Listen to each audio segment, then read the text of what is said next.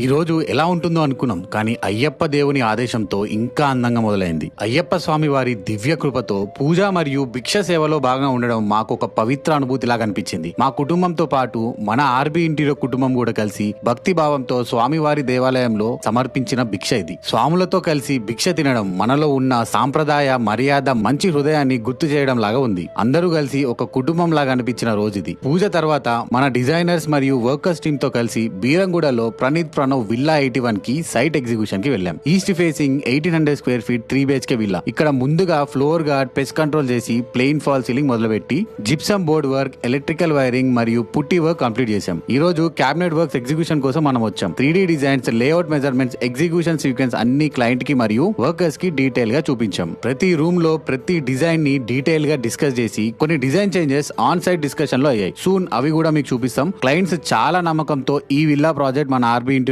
ఇచ్చారు. చాలా కాంపిటీషన్ ఉన్నా కూడా మనన్నే నమ్మినందుకు ఇంకా రెస్పాన్సిబిలిటీ పెరిగిపోయింది. ఈ కమ్యూనిటీలో ఆల్రెడీ 222 విల్లా కంప్లీట్ చేసి క్లయింట్స్ కి హ్యాండ్ ఓవర్ కూడా చేశాం. ఇంకొక 336 విల్లా ఫాల్ సీలింగ్ వర్క్స్ కూడా నియర్ టు ఫినిష్ స్టేజ్ లో ఉంది. మన థర్డ్ ప్రాజెక్ట్ అయిన విల్లా 81 క్యాబినెట్ వర్క్ స్టార్ట్ అవుతుంది. మళ్ళీ ఆన్ సైట్ వీడియోస్ తో మీ ముందుకు వస్తాం. ఇలా మన వీక్ ఆఫ్ భక్తితో ఆరంభమైంది, పనితో పూర్తయింది.